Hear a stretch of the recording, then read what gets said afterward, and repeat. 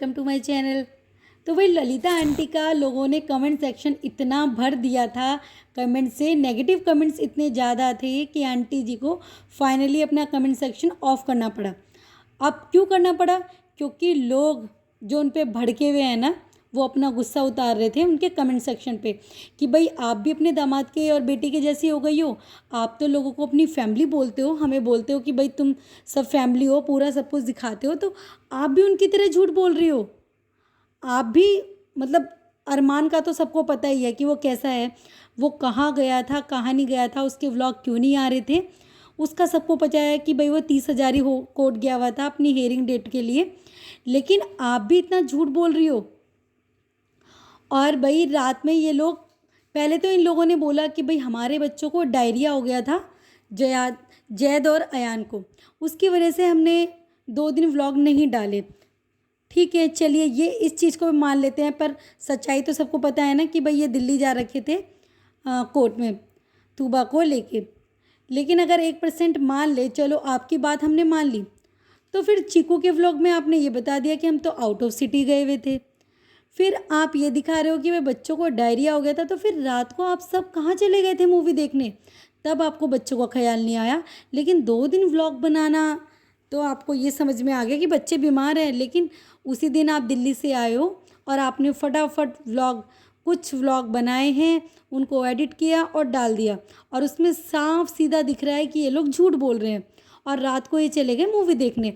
वहाँ जाके पायल बोलती है, अरे आपको याद है कि मम्मी से आपको ना कृतिका ने इसी मॉल, पैसिफिक मॉल में मिलवाया था।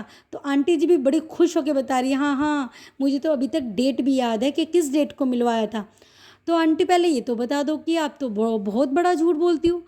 आप तो कहती हो कि भाई अब शादी कर ली थी कृतिका ने, तो हम क्या कर सकते हैं, उसने हमें पहले कौन सा बताया था, हमें तो पता भी नहीं था कि भाई अरमान पहले से शादीशुदा है या उसके बच्चे हैं।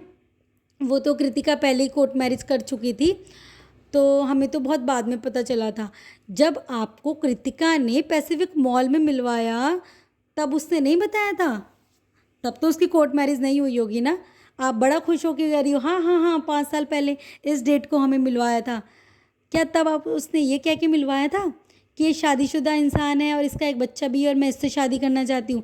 तब तो आपका झूठ यहाँ भी पकड़ा गया है, क्योंकि आप भी तो सरासर झूठ बोल रही हो ना। फिर तो आपने वो एक स्टोरी क्रिएट कर रखी है कि भाई हमें ये बताना है कि इस तरीके से आपको एक मतलब स्क्रिप्ट बोलते हैं ना, जैसे इन्होंने अपना स्क्रिप्ट दे दी थी कि भाई पायल पहले बैंक में जॉब करती थी और वो चिक्कू के फर्स्ट बर्थडे पे कृतिका आई तो मुझे उससे 7 दिन के अंदर प्यार हो गया। जबकि ये सब कुछ झूठ है। अरमान की पहले शादी हो रखी थी और इनफैक्ट पायल के साथ उसकी शादी हुई ही नहीं थी। 2016 में तो उसका डाइवोर्स हुआ है उसकी पहली पत्नी सुमित्रा के साथ में। तो इन्होंने कहीं भी वो जो अपने इंटरव्यूज़ देते हैं कहीं भी उसका कोई जिक्र नहीं किया था। लेकिन जब इसकी पोलम पट्टी खुली है तब जाके इन्होंने बोला, अरे वो तो बहुत कम एज में इनकी शादी हो गई थी और इनकी नई निभी तो इन्होंने छोड़ दिया। तो भाई जब आप अपने इंटरव्यूज़ देते हो तो आप अपने फॉलोवर्स को, जितने सब्सक्राइबर हैं, उनका बेवकूफ़ बना रहे हो। आपको अपनी रियल स्टोरी बतानी थी ना। तो इसी तरीके से आंटी जी को भी सब कुछ पता था, तो आंटी जी ने फिर वो भी झोल बोला है।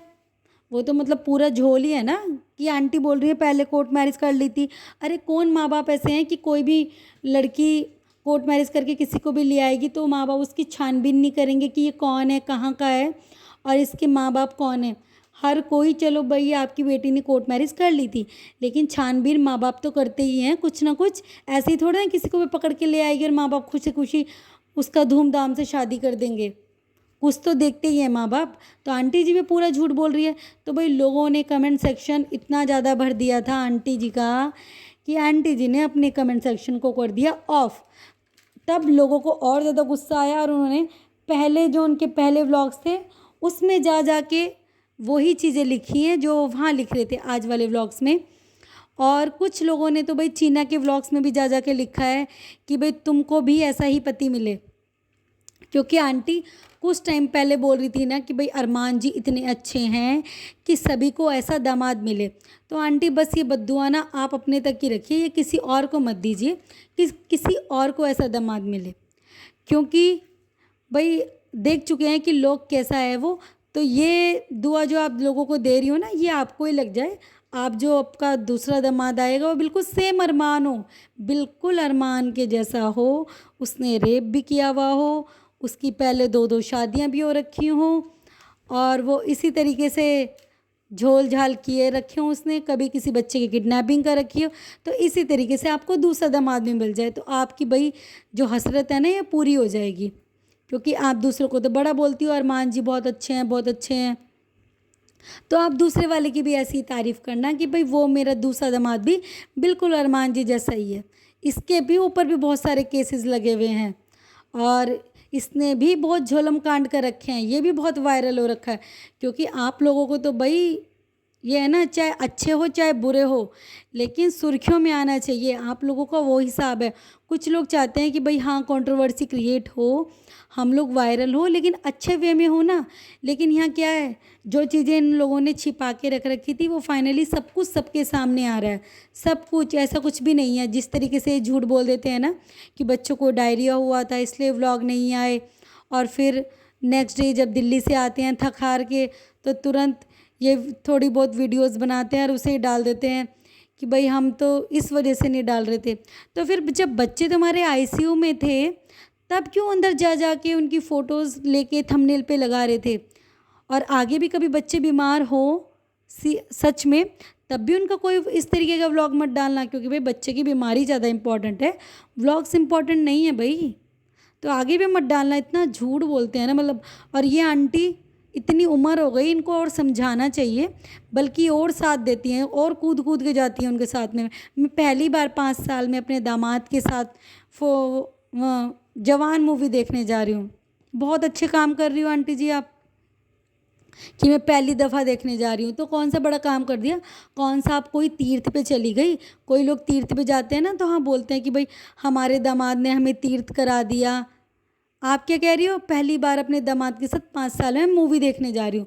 बहुत बढ़िया काम कर रही हो आंटी जी। तो इसीलिए तो आपको अपना कमेंट सेक्शन ऑफ करना पड़ा। जब लोगों ने इतने कमेंट्स करे हैं ना, तब आपको भी लगा कि भाई लोग मुझे कर रहे हैं।